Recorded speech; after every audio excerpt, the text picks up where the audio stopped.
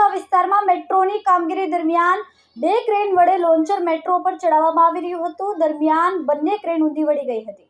Crane બાજુમાં આવેલ ઘરની બાલ્કની પર નમી પડી હતી, જેથી બાલ્કનીનો ભાગ તૂટ્યો હતો અને હાલ કોઈ જાનહાનિ થઈ નથી। ઘરમાં કોઈ હાજર ન હતું। દુર્ઘટનાને પગલે મેટ્રોના અધિકારીઓની ટીમ ઘટના સ્થળે પહોંચી છે। સારોલી વિસ્તારમાં મેટ્રોના સ્પાનમાં પડેલી તિરાડના કારણે મેટ્રોની કામગીરી પર માછલા ધોવાયા હતા।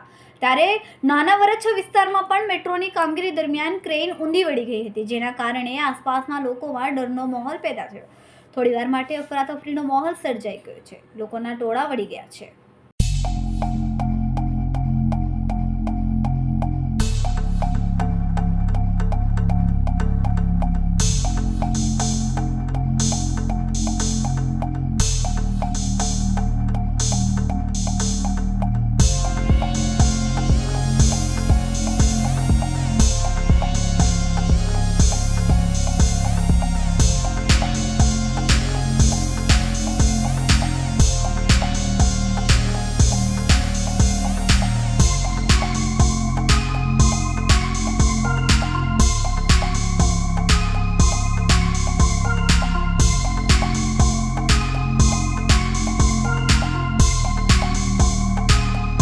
ઘટના બની હતી?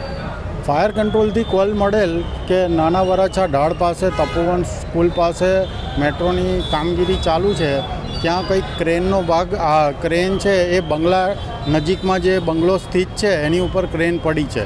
એટલે ઘટના સ્થળે આવીને તાત્કાલિક સરથાણા ફાયર સ્ટેશનની ગાડી, મોટા વરાછા, કાપોદ્રા ફાયર સ્ટેશનની ગાડીઓ તાત્કાલિક ફાયર કંટ્રોલથી રવાના કરેલ। ઘટના સ્થળે આવીને જોતા પરિસ્થિતિ એવી છે કે 2 ક્રેનથી કોઈ ઓબ્જેક્ટને ઇરેક્શનની કામગીરી ચાલતી હતી, એ દરમિયાન એક ક્રેનનો જે બૂમ પોર્શન છે એ બેન્ડ થતાં અત્યારે આ પાછળની પરિસ્થિતિ આપ જોઈ શકો છો। એ મુજબ ક્રેનનો એક પોર્શન એક સાઈડની ક્રેનનો પોર્શન બેન્ડ થવાથી બંને ક્રેન ઉપર ઇફેક્ટ થતાં આ પોર્શનમાં આ પોઝિશનમાં છે અત્યારે। પરંતુ તપાસ કરતાં કોઈ ઈજા જાનહાનિ નથી। સામાન્ય કંઈક ડ્રાઈવર ગભરાઈને કૂદી ગયો હતો, તો એને ખાલી અહીંયાથી એ લોકોએ રવાના કરેલ છે। તમારું નામ? મારું નામ સંદીપ કુમાર પટેલ છે।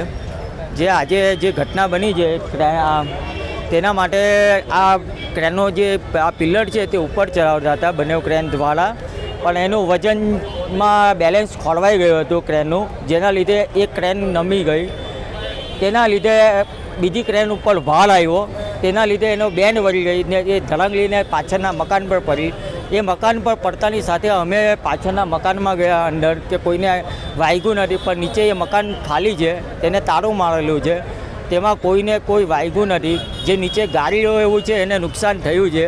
બાકી બીજું ખાલી ક્રેનનો ડ્રાઈવર હતો તેને થોડીક ઈજા પહોંચી હતી, તેને સારવાર હેઠળ અમે હોસ્પિટલ પહોંચાડી દીધો છે।